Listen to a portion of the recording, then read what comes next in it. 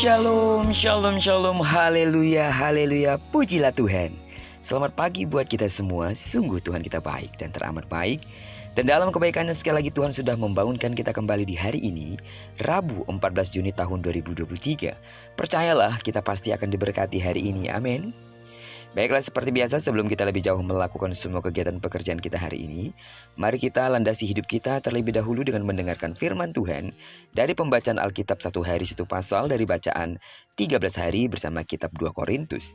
Dan hari ini kita sudah berada di hari yang ke-11, maka kita akan membaca kitab 2 Korintus pasal yang ke-11, ayat pertama sampai dengan ayat yang ke-33. Judul renungan kita hari ini, hati yang tidak gentar. Sebagai pengantar renungan ini, saya akan coba bacakan untuk kita ayatnya yang ke-23. Apakah mereka pelayan Kristus? Aku berkata seperti orang gila. Aku lebih banyak lagi. Aku lebih banyak berjerih lelah, lebih sering di dalam penjara, didera di luar batas, kerap kali dalam bahaya maut. Tahukah saudara bahwa banyak kali orang Kristen itu mengeluh dan bersungut-sungut jika sedang dalam masalah dan penderitaan? Karena itu lewat renungan kita pada pagi ini, mari belajar dari kehidupan Rasul Paulus, seorang pemberita Injil yang dipakai Tuhan secara luar biasa, namun tidak pernah gentar menghadapi apapun. Meski Rasul Paulus sudah melayani Tuhan, apakah hidupnya terbebas dari masalah? Tidak. Justru sebaliknya, hari-hari yang dijalani Paulus dipenuhi oleh penderitaan dan pergumulan yang sangat berat. Namun meski demikian, hal itu tidak menyurutkan dan menggentarkan semangat Paulus untuk melayani Tuhan dan memberitakan Injil.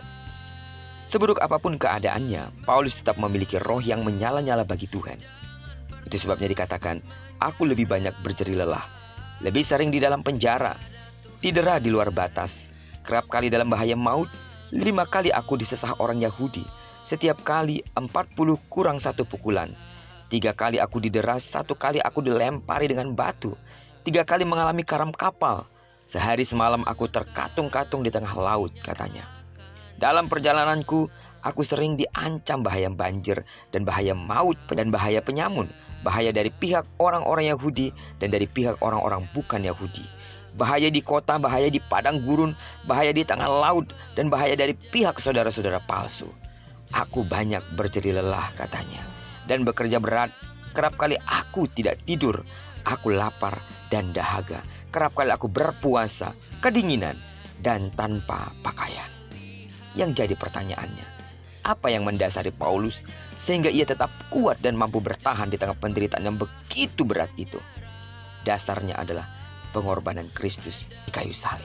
Dia berkata di dalam 2 Timotius pasal yang ketiga ayat 12, setiap orang yang mau hidup beribadah di dalam Kristus Yesus akan menderita aniaya.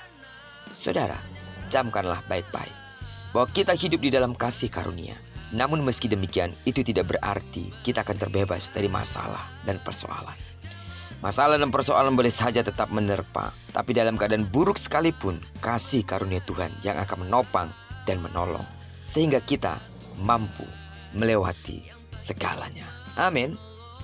Bukan dengan kuat dan gagah kita untuk dapat bertahan sampai saat ini, dan bukan dengan kuat dan gagahmu untuk dapat melampaui segala persoalan yang sudah lewat pun yang akan datang.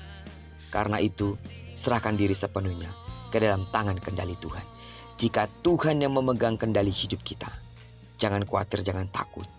Tuhan yang membela kita dan memberikan kekuatan yang ekstra, sehingga pada akhirnya hidup kita dalam kemenangan, hidup kita dalam kasih karunia-Nya, dan hidup kita akan melihat kemuliaan yang jauh lebih besar daripada apa yang kita bayangkan. Sekali lagi sidang jemaat Tuhan, lewat perenungan kita pada pagi hari ini, bertahanlah karena kasih karunia Allah tetap ada dalam hidupmu. Miliki hati yang tidak gentar terhadap apapun. Terpujilah nama Tuhan. Diberkatilah kita di sepanjang hari ini, digenapi firman yang telah berjanji bahwa apa yang dikerjakan tangan kanan dan tangan kiri kita dibuat yang berhasil. Amin. Kemanapun kaki kanan dan kaki kiri kita melangkah, karena kita telah menyerahkan diri kita sepenuhnya ke dalam tangan kendali Tuhan, percayalah, di sana pasti kemuliaan Tuhan akan dinyatakan. Diberkatilah kita bersama dengan orang-orang yang kita kasihi, serta bersama dengan orang-orang yang kita cintai dimanapun mereka berada. Terpujilah nama Tuhan. Shalom.